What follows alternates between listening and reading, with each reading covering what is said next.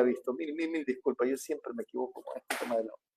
Les decía, cada vez hay un problema, cada vez hay un mayor problema, y la arbitrariedad que comete la Corte, hoy la analizará el doctor Eduardo Franco, porque eso es una arbitrariedad. Es terrible. Con eso vamos a empezar esta noche y para eso lo hemos invitado al doctor Eduardo Franco, al que le damos la bienvenida. Un abrazo, doctor. Gracias por estar bienvenido. Gracias, Richard, por esta oportunidad nueva que me da para poder analizar los temas álgidos del panorama nacional, ¿no? Sí, en todos los ámbitos. Y empecemos con el de Jorge. Eso, ¿cómo se le puede llamar jurídicamente? Aberración jurídica. ¿Qué es eso? O sea, primero le declaran que no. Siga, doctor, analícelo en el tema legal, porque ahí hay la que guiar a la Corte gente. Provincial de Pichincha, el 7 de junio, o sea, el día viernes, violando todo procedimiento del debido proceso constitucional,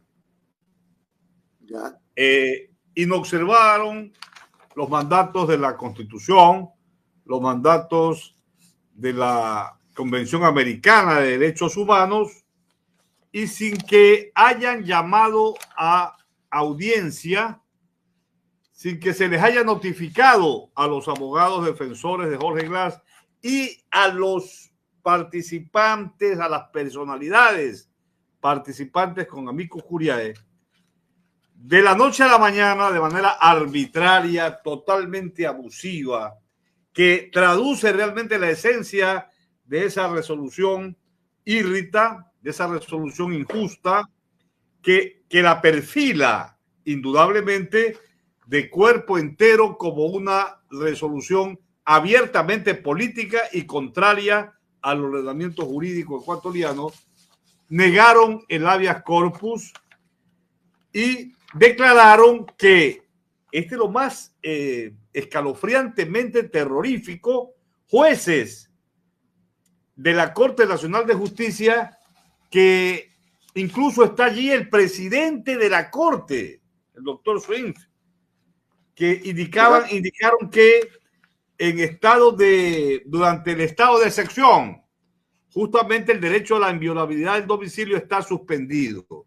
Y por tanto, el ataque a mansalva, que fue el viernes 5 de abril del presente año, a la embajada, el ataque del Ecuador, de la fuerza pública del Ecuador a la embajada de México en Quito, era legal y era justamente no arbitraria, era un procedimiento que el derecho lo contemplaba. O sea, ya llegan al absurdo de sostener eso, como que si la embajada mexicana en Quito o cualquier embajada estaba desprovista de este, digamos, argumento sagrado del derecho internacional, que es que las embajadas son inviolables. Y aquí no entra a discutirse que porque estábamos en estado de excepción, etcétera. Una embajada de cualquier país es inviolable de acuerdo con el artículo 22 de la Convención de Viena sobre el derecho de los tratados. Convención que el Ecuador es signatario y el Ecuador debió obedecer. Pero es que es un absurdo lo que sostiene justamente la Corte Nacional de Justicia negando el habeas corpus. Hay una serie de procedimientos que lo traducen a este mamotreto de sentencia y que desvirtúa la primera sentencia del 12, creo que fue el 12 de febrero de abril, en la cual justamente se declaró, el juez de primer nivel declaró que la Corte Provincial de Pichincha dijo que la detención de Jorge Glass era, digamos, ilegal y arbitraria. Lo que faltaba es que le dieran la libertad, porque allí por eso es que se apeló. Se apeló, y en apelación, en asuntos de orden constitucional, no puede empeorarse la situación jurídica de la persona apelante. O sea, es que todo el mundo pudo expectar que Quito se convirtió en esta noticia en crónica roja a nivel internacional. Todos los estados del mundo y los estados de América inclusive rechazaron y condenaron justamente el ataque que sufrió la Embajada de México en Quito. ¿Con qué fin? Con el fin de detener a Jorge Glass. Es decir, no era cualquier domicilio que se estaba incursionando, era la sede de un país extranjero. Y, escúcheseme bien, exacto, el argumento de la Corte Nacional de Justicia para rechazar justamente es que, como estábamos en estado de excepción, justamente la inviolabilidad del domicilio estaba suspendido, del domicilio de los habitantes de la República y el Ecuador. Pero la sede, Richard, la sede de la embajada es territorio extranjero. Es decir, estos jueces nacionales, por quedar bien con el poder de turno, por quedar bien como están, digo, de una manera, digamos, obsecuentes al poder de turno, al poder de Noboa, digamos, ya traen a colación temas que ni un estudiante de colegio puede sostener, que una embajada es igual a cualquier casa, cualquier domicilio, y por tanto estaban sujetas justamente a que se les pueda, digamos, es violable porque estaba en estado de excepción. No. Yeah. Eso nadie lo cree. Eso es espeluznantemente y terroríficamente increíble. Por eso es que ahora yo estaba viendo el documento del grupo internacional que defiende a Jorge Glass, que van a recurrir al sistema interamericano de derechos humanos. Y me parece que lo van a hacer muy bien, porque mire, en los amicus curiae, los jueces de la Corte Nacional saben que un caso de tanta magnitud a nivel internacional presentaron expresidentes de la República, de Bolivia, de Argentina, el Premio Nobel de la Paz Adolfo Esquivel, el argentino, y también estuvo allí un ilustre jurista especialista en derecho penal, ampliamente reconocido a nivel mundial, que es el doctor Eugenio Raúl Zaffaroni, que había sido juez de la Corte Interamericana de Derechos Humanos con sede en San José de Costa Rica. Es decir, no le pararon bola a nadie. No le pararon bola a nadie y ellos tenían que primero haber sorteado, y la parte que había presentado la apelación a nombre de Jorge Glass debieron haber, digamos, sabido quiénes conformaban este tribunal de la Corte Nacional de Justicia que iba a conocer la apelación. Nada de eso ocurrió. Y habían solicitado justamente que señalen día y hora para poder defender y fundamentar oralmente el recurso de apelación. Eso nunca, siempre en los recursos de apelación hay una etapa de fundamentación de la apelación de manera oral, en una audiencia única que se convoca de acuerdo con la ley orgánica de garantías jurisdiccionales y control constitucional. Bueno, nada de eso hicieron.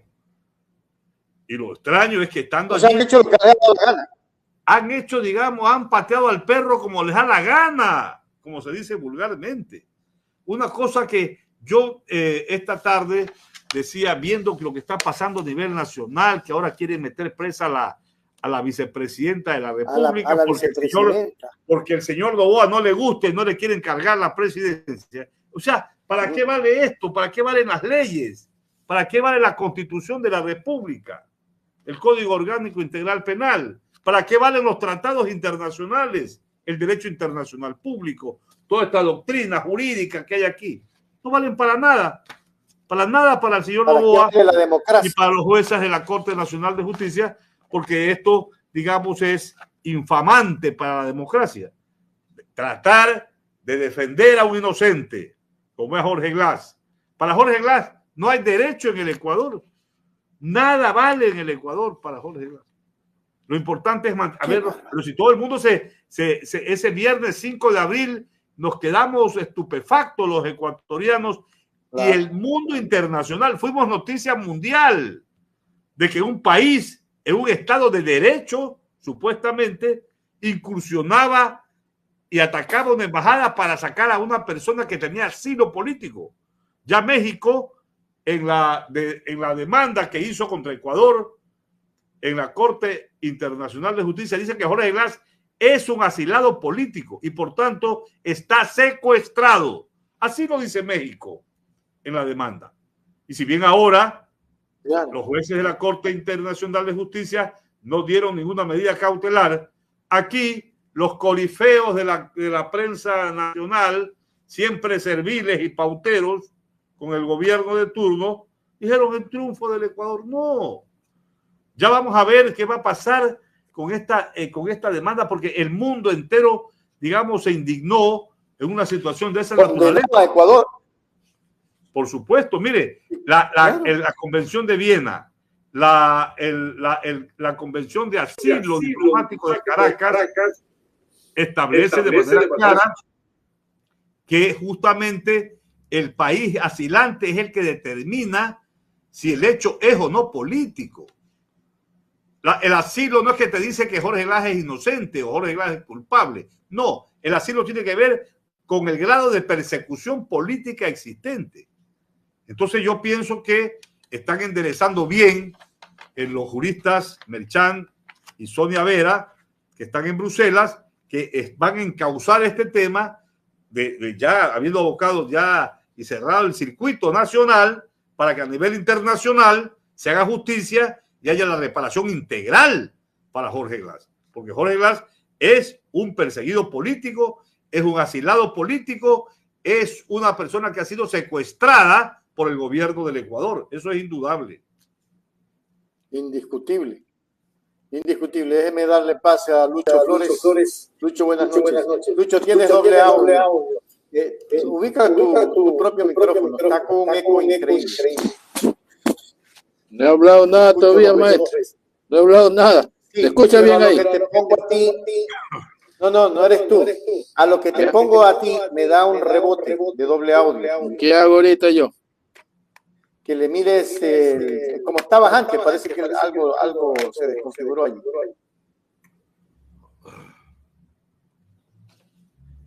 Y fíjate, te cierro micrófono y ya se escucha normal. Te abro micrófono y escucho doble audio. ¿Y ahí? ¿Usted qué escucha, doctor? ¿Doble audio o un audio? Doctor, buenas noches. ¿Me escucha? Hola Luis, buenas noches. ¿Me escucha con doble voz o una sola voz? Bueno, una sola voz. Ahí está. Sí, yo tengo entonces el problema. Ahí está. Así es. No es que yo no sé. El amiguito está escuchando doble voz. ¿Algún A ver, fantasma? Richard, habla tú ahorita. Hola. Está bien, ya se arregló. ¿Es algún fantasma de Carondelet que lo tiene a este aquí escuchando doble voz, doctor? Ojalá afuera, ¿no? Está pensando en Carondelet. Bueno, estamos ahorita asustados de todo y más que todo no de los diablos ni de los fantasmas, sino asustados de lo que pasa en el escenario nacional. Totalmente de acuerdo, doctor. Oiga, doctor, en ese escrito que se está poniendo por la defensa a nivel internacional de Glass, hay un punto que sí me gusta que usted lo trate.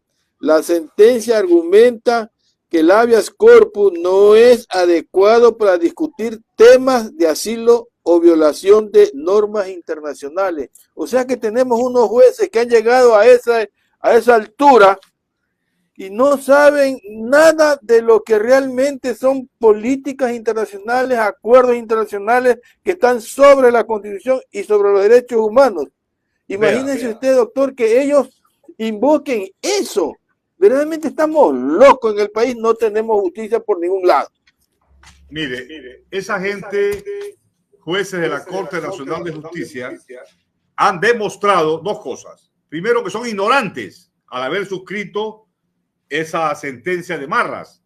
Y segundo, que son personas que si saben que están mintiendo, son prácticamente sabuesos obsecuentes al poder de turno. Porque yo estoy absolutamente seguro que es lo segundo. ¿Cómo no van a saber que el artículo, aquí está el artículo 425 de la Constitución de la República? Y lo voy a leer en el primer inciso. Dice, el orden jerárquico de aplicación de las normas será el siguiente. ¿Qué significa el orden jerárquico? Es que hay una supremacía de la Constitución. Y decía Kelsen que el sistema jurídico no es tan, digamos, las normas, la Constitución y las leyes orgánicas o leyes especiales o tratados internacionales no están unidas unas a otras como en un círculo. No, sino que hay verdaderas graduaciones, quién está superior, quién está debajo, etcétera. Es lo que se conoce con el nombre de la pirámide kelseniana. Entonces el 425 dice, el orden jerárquico de aplicación, o sea, de cómo tienes que aplicar la norma, será el siguiente. La Constitución está primero, después vienen los tratados y convenios internacionales. Vea lo que dice el artículo, el primer inciso del 425 de la Constitución. Después vienen las leyes orgánicas, después las leyes ordinarias, las normas regionales y las ordenanzas distritales, los decretos y reglamentos, las ordenanzas, los acuerdos y las resoluciones y los demás actos de decisiones de los poderes públicos.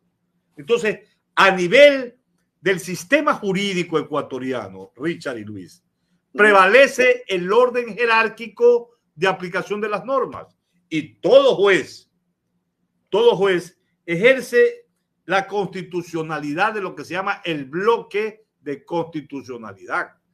Es decir, tiene que observar todo el panorama del sistema jurídico en el Ecuador y no puede sostenerse que el derecho internacional, que está compuesto por los convenios y tratados internacionales que tienen un orden jerárquico superior a las leyes orgánicas y debajo de la Constitución no se observen.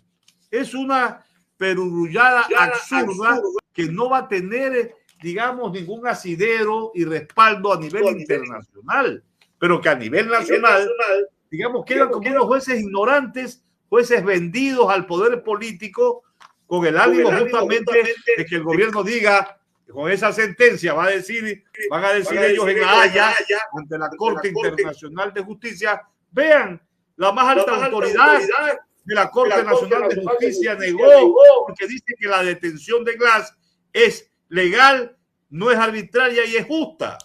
Eso van a decir ellos. O sea que el ataque a mansalva con premeditación y alevosía, con armamento de la policía y del ejército, ese asalto a la Embajada de México el viernes 5 de abril está justificado. Vean ustedes, cuando la propia Convención de Viena, el Tratado de Caracas de 1954 de asilo diplomático, dicen que solamente le corresponde al asilado y que no hay excusa, no hay ninguna excepción. Pero lo justifican con esta resolución, doctor. De las sedes diplomáticas. Lo justifican con esta decisión de la Corte. O sea, claro, con el Estado lo quiere justificar así, indicando que como que la embajada es un domicilio más y como estábamos en estado de excepción, vivimos en estado de excepción, está bien lo que han hecho. La embajada es otro domicilio más. No, las embajadas son territorios de los países que tienen convenios internacionales de una manera, digamos, dentro de la comunidad internacional reconocidos por el derecho de los tratados. Indudablemente. Ahora, ¿hasta qué punto eso tiene que revertirse? ¿Hay alguna otra instancia de apelación? ¿O qué hay? Porque tampoco podemos dejar que la justicia haga lo que le da la gana. El circuito del habeas corpus ya terminó aquí y por eso es que estaba viendo hoy al grupo internacional que defiende a Jorge a nivel internacional, van a ir al sistema interamericano de derechos humanos. Y yo pienso, mire, yo hoy he estado sumamente indignado con todo lo que pasa en el Ecuador. Por eso dije yo en un tweet, esta noche voy a hablar fuerte y claro, porque tenemos el derecho de protestar. Tenemos que indignarnos por lo que está pasando en el Ecuador. Sí, sí. En el Ecuador ocurren cosas increíblemente absurdas. Un presidente no odia a la vicepresidenta y le están fraguando pruebas y la quieren involucrar en un asunto penal en la cual está el hijo involucrado y que justamente es un tema aparte de la vicepresidenta. Cada ser humano habría que ver si es que está involucrado o no, pues. Porque puede ser prueba forjada también. Pero no, pero como el presidente hace 15 días dijo el viceministro de gobierno Esteban Torres que hay que ver cómo la vinculan a a la vicepresidenta Abad en ese caso. Ojalá haya sensatez en los asambleístas de la Asamblea Nacional para que no le den aprobación, porque no es cuestión de que vamos a vincularla. La Corte Nacional de Justicia debe pedir a la Asamblea Nacional el permiso correspondiente para enjuiciar o no a la vicepresidenta del Ecuador. Ojalá. Ahora, en la Asamblea en este momento no tiene los votos. En este momento la Asamblea. Hay situaciones que están ocurriendo en el país que realmente da ganas de llorar, de enojarse o de escapar. La juventud que no tiene trabajo está migrando, pero no. Yo como jurista, profesor de Derecho, creo que siempre debo tener fe en la justicia. Y si bien aquí, para Jorge Glass, le han cerrado todo procedimiento justo, porque todo lo que pide Jorge Glass es rechazado, y rechazado de una manera totalmente venal, totalmente contraria al debido proceso. Ojalá, yo tengo la esperanza que los jueces de la Corte Interamericana de Derechos Humanos de San José de Costa Rica van a reparar esta barbaridad de que, en primer lugar, los jueces de la Corte Provincial dijeron que la detención del 5 de abril fue arbitraria e ilegal, pero no le dan la libertad en un recurso de habeas corpus. Y cuando suben apelación, dicen lo contrario, alegando que estábamos en estado de excepción y que, por tanto, justamente el derecho a la inviolabilidad del domicilio estaba suspendido, como que si la embajada era una casa más, era un domicilio más. La embajada es un territorio extranjero. Una embajada es un territorio extranjero, y en el pasado las dictaduras chilenas de Pinochet y de Argentina respetaron en los gobiernos dictatoriales militares, que eran gobiernos corruptos y asesinos, nunca se atrevieron a violar una embajada extranjera. El mismo Hitler en la Segunda Guerra Mundial siempre respetó las embajadas de los países neutrales, de España, de Suecia, de Suiza, las respetó el nazi Adolfo Hitler. Pero aquí tenemos a un presidente que quiere hacer lo que le da la regalada gana, violando toda norma legal, toda norma legal.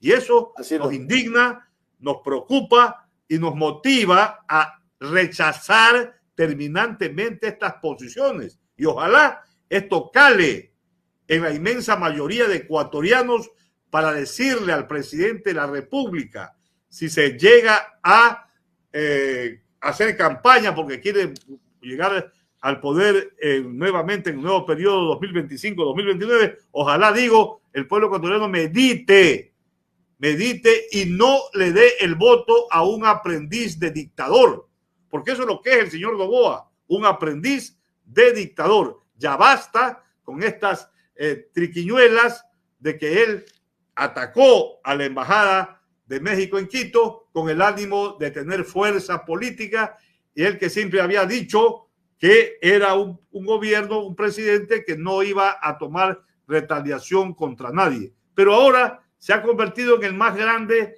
anticorreísta y más furioso anticorreísta que cualquier persona que siempre estuvo en contrario al movimiento de la Revolución Ciudadana y a su líder Rafael Correa Delgado. Pero bueno, hay que seguir la lucha, como dijo Benito Juárez, hay que seguir la lucha con lo que podamos hasta donde podamos.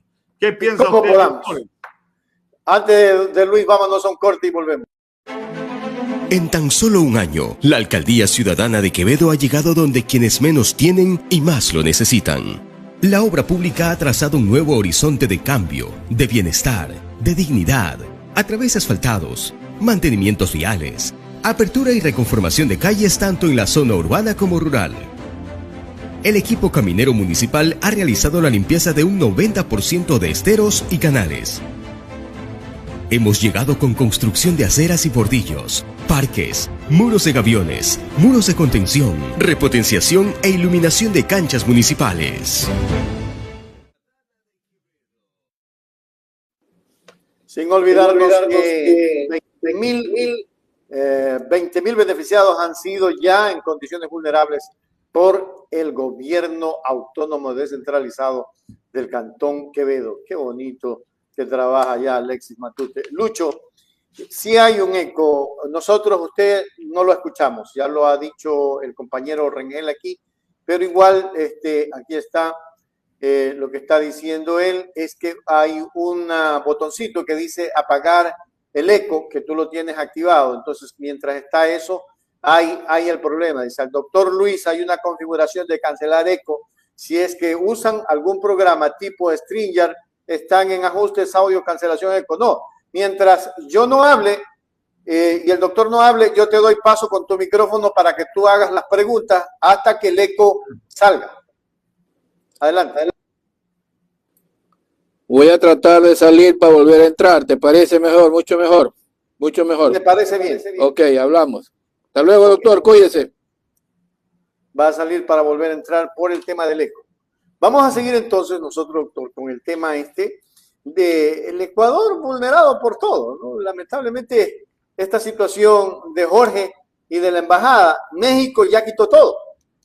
Ya México, ya no hay aerolínea, hay que ir a Houston, hay que ir a Honduras, hay que ir a Perú, hay que ir a Colombia para temas de visado. Ecuador no tiene nada. Y en México, Ecuador tampoco tiene nada. ¿Cómo mira eso? Mira, es lamentable que este hecho haya producido el rompimiento de las relaciones diplomáticas con México. Históricamente el Ecuador mantuvo con todos los países del mundo y cuanto más con México, cordiales relaciones. Y hemos tenido relaciones económicas muy fructíferas con el Estado mexicano. Ojalá el presidente, siempre digo yo, esperanzado de que Noboa pueda cambiar. Ojalá que este hombre recapacite. Yo creo que en este momento es un hombre que no va a ser reelecto y es posible que hasta el mes de septiembre, que tendría que, digamos, inscribirse como candidato a la reelección, es posible que no lo haga porque no va a tener, digamos, ninguna posibilidad de triunfo, dado las series, los problemas que está teniendo. Es que, mire, él es un hombre que llegó al poder sin saber que realmente iba a ser presidente de la República. Escogió a la doctora a Verónica Abad, que no la conocía a profundidad. A mí me repugna las tesis políticas ideológicas que Verónica Abad, actual vicepresidenta, pregona. Pero eso es una cosa. Otra cosa es que porque no me guste, yo esté, digamos, pensando que no es la vicepresidenta. A ella le tocaría asumir el poder sin necesidad, que escúcheme, Richard, sin necesidad de que el presidente de la República le encargue la presidencia. Porque mire, si Noboa decide inscribirse, la ley es clarísima. La ley ecuatoriana, la Constitución, en el artículo 113, si mal no recuerdo, numeral 4, 113, aquí lo tengo justamente, donde dice, no podrán ser candidatos a candidatas de elección popular de la Constitución. Dice numeral 5, numeral 6.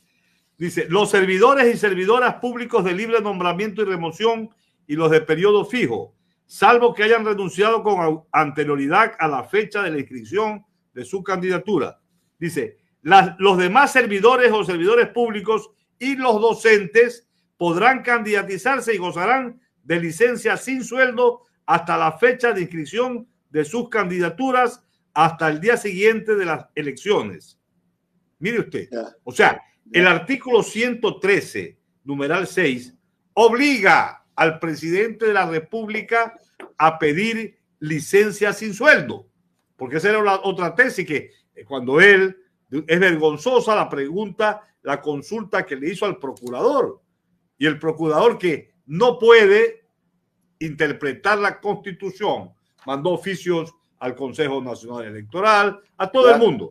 Ya le contestó el Consejo Nacional Electoral que ellos no tienen capacidad interpretativa, sino que el Consejo Nacional Electoral tiene que aplicar las normas. Y en la ley de elecciones, más conocido como Código de la Democracia, establece claramente que tiene el artículo 93, si mal no recuerdo, tiene que pedir licencia, porque el presidente de la República es un servidor público, porque así lo determina justamente el artículo 225 de la propia Constitución. El artículo 225 dice: el sector público comprende: 1. Los organismos y dependencias de las funciones ejecutiva, legislativa, judicial, electoral y de transparencia y control social. Es decir, el presidente de la República es la máxima autoridad de la función ejecutiva y sobre él justamente es la cabeza del gobierno y del Estado. Y el artículo 229 dice: serán servidores o servidores públicos todas las personas que en cualquier forma o a cualquier título también presten servicio o ejerzan un cargo, función o dignidad dentro del sector público. Es decir, no hay vuelta, no puede el presidente no pedir licencia. Pero una vez que pida licencia, Richard, ya deja de ser el presidente y no puede encargar de la vicepresidenta a un ministro ni a la vicepresidenta, sino que él, cuando ya pide licencia, se inscribe con la licencia, automáticamente operaría el artículo 146 de la Constitución, que dice que en caso de ausencia temporal, sería este caso 30 días, 40 días, 60 días, tiene que asumir el poder el vicepresidente o la vicepresidenta de la República. Así lo establece el artículo 146 de la Constitución, porque habría una ausencia temporal. Y por eso ahora andan desesperados y quieren inventarle pruebas a la doctora Abak, a la vicepresidenta que está ahora encargada de la embajada en Israel, por pedido justamente del presidente Noboa. Quieren, digamos, involucrarla en un asunto penal, pero aunque sea que la involucre, no pierde su calidad de vicepresidenta, porque toda persona que está incoada penalmente sigue siendo inocente hasta que no haya una sentencia debidamente ejecutoriada. No va a haber tiempo, no va a haber tiempo para esa triquiñuela totalmente escalofriante, malvada y perversa que quieren hacer con la vicepresidenta. Y la fiscal del Estado se está prestando a esta canallada que le quieren hacer a la vicepresidenta de la República. Como dije anteriormente, no es de mi agrado desde el punto de vista político, desde el punto de vista ideológico, la doctora Abak. Pero yo soy jurista, yo tengo que dar la razón de acuerdo con la Constitución y las leyes, y soy profesor universitario a quien la tiene. Para algo, la doctora Abak es la vicepresidenta. Si como vicepresidenta es que el presidente la encarga, porque así dice la ley, la Constitución, la encarga en la embajada. Y como o sea, le quieren hacer lo mismo que ahora, con otra versión. Por supuesto, le quieren hacer esa judía. Ahora eso no se puede institucionalizar. Como dice pueblo comúnmente. ¿Ah? Eso no se puede institucionalizar, porque si ya le hacen eso, después vendrá otra vicepresidenta o otro vicepresidente y le harán lo mismo. ¿Qué hay que hacer allí para parar esa situación? Porque si se le hicieron a Jorge, se la van a hacer a la señora. El presidente Noboa no pensó ganar la presidencia el año pasado. Y cogió a una persona que no conocía. Antiguamente, el vicepresidente, antes del estreno democrático, los vicepresidentes eran nombrados de otra lista, de otros candidatos. El que más tenía votos era vicepresidente. Acordémonos que en ese sistema, el último vicepresidente de la República fue mi maestro, el doctor Jorge Zavala Vaquerizo. Fue vicepresidente del quinto velasquismo del doctor Velasco. Zavala gana porque era candidato a la vicepresidencia con Andrés F. Córdoba, pero sacó más votos del doctor Sicuré, que era el candidato a la vicepresidencia de Velasco Ibarra el año 1968. Claro. Entonces Velasco, después, como era un dictador que tenía celos de que, como lo habían hecho años anteriores, Carlos Julio Arosemena, vicepresidenta, no tumbó, decía que el vicepresidente era un funcionario, digamos, a sueldo para conspirar. Era un sujeto que conspiraba permanentemente. Y cuando ya hubo el reestreno democrático, Zavala llega hasta el 70. Cuando el 22 de junio de 1970, José María Velasco Ibarra se proclama dictador, es desalojado después en el golpe de Estado de febrero de 1972 por Guillermo Rodríguez Lara, y llegamos después de 9 años a la vida democrática con Jaime Roldós el 10 de agosto de 1979, ya se diseñó que el candidato a la vicepresidencia tenía que nacer y surgir de la papeleta del propio presidente. Y eso ha ocurrido durante todos estos años cuando han habido los golpes de Estado contra los presidentes Bucaram, contra Mauad y contra Lucio.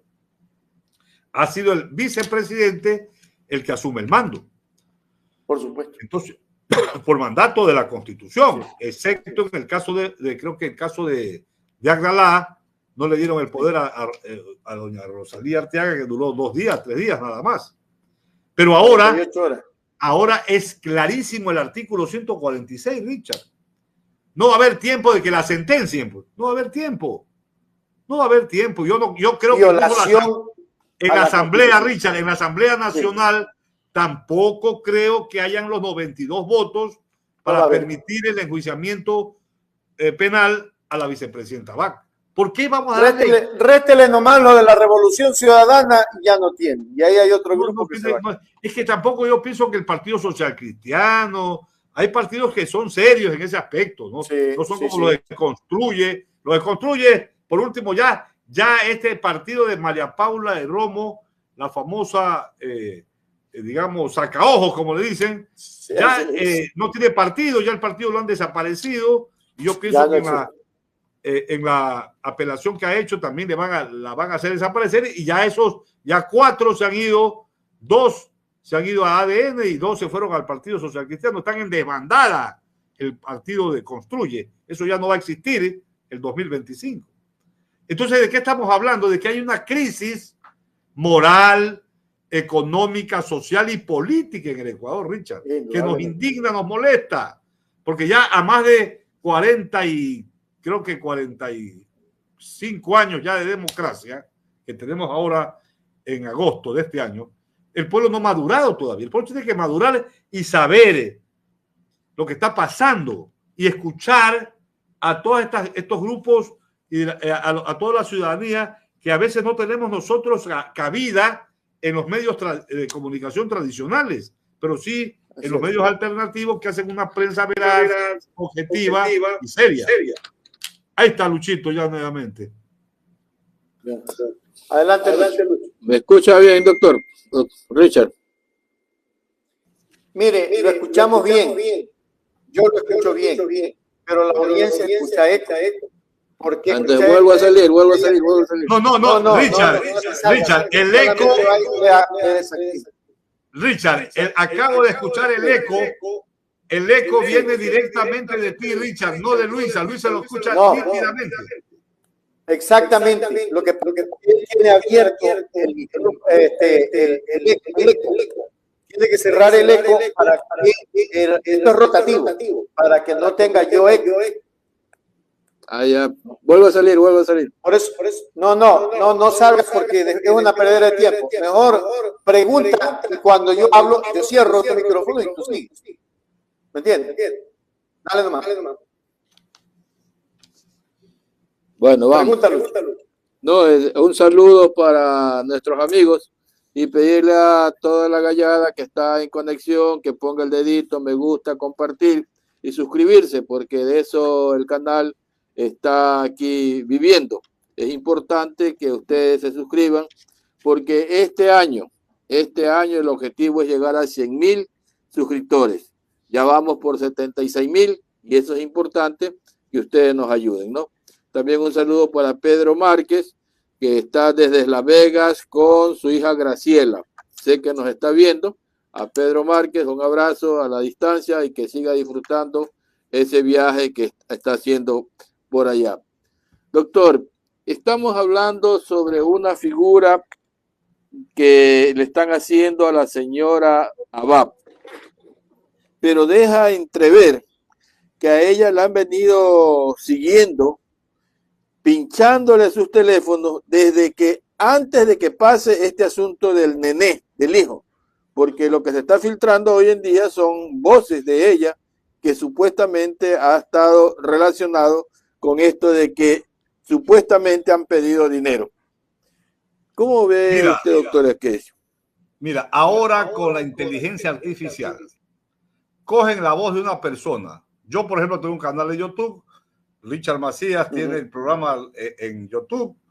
Le cogen la voz a Richard o a ti o a mí o a cualquiera y la voz te la editan exactamente igual con palabras que quieren decir. La clonan. Y por eso es que la ley dice que toda escucha en la cual no está autorizada por un juez es ilegal, es una prueba ilícita. Es decir, a mí no, como penalista, yo sé que eso no es una prueba plena, porque eso puede ser fraguado o sembrado. Y doña Diana Salazar es experta en esta situación de sembrar pruebas. Lo hizo justamente sin descubrir la verdad.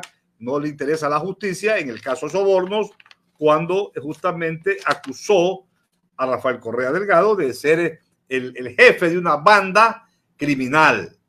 Y los jueces no le hicieron caso a ese argumento y lo sentenciaron por influjo psíquico, sin que nunca ni la propia Diana Salazar haya dicho que Rafael Correa ejerció un poder tal de influjo psíquico.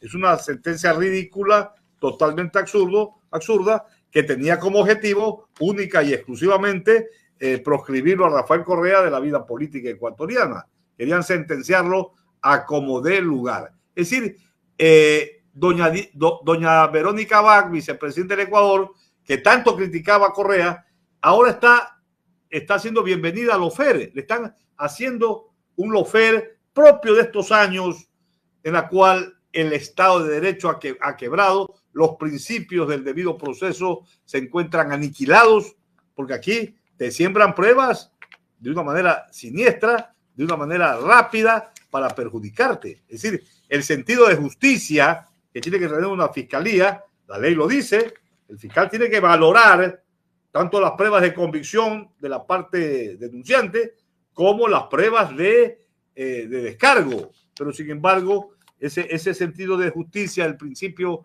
de oportunidad no existe. Y hay jueces venales, jueces que se acomodan al momento de turno, tienen temor o miedo de justamente de actuar con decencia, actuar apegados a normas básicas de la convivencia. Entonces, el Ecuador vive una crisis tremenda en el área normativa y en el área también de los derechos que están siendo vulnerados. Mire también lo que le pasa, que era tan defensor, Richard, del establishment político, el señor Anderson Boscan de La Posta. Alguien dijo esta mañana, creo que fue Abraham Verduga, bienvenido, señor Boscan, también a la lawfare, porque Boscan está amenazado de muerte y tuvo que salir del Ecuador, tuvo que salir. Y las denuncias que él ha hecho son tremendamente comprometedoras al alto mando militar, policial, y bueno, todo eso tiene que investigarse. Pero él ha tenido que salir porque también se considera que puede llegar el momento en que caiga presa del sistema imperante. El sistema imperante no es un sistema de seguridad jurídica, sino que es un sistema en el cual se permiten las injusticias. Y el Ecuador, y tenemos que luchar para que eso no se entronice en el país.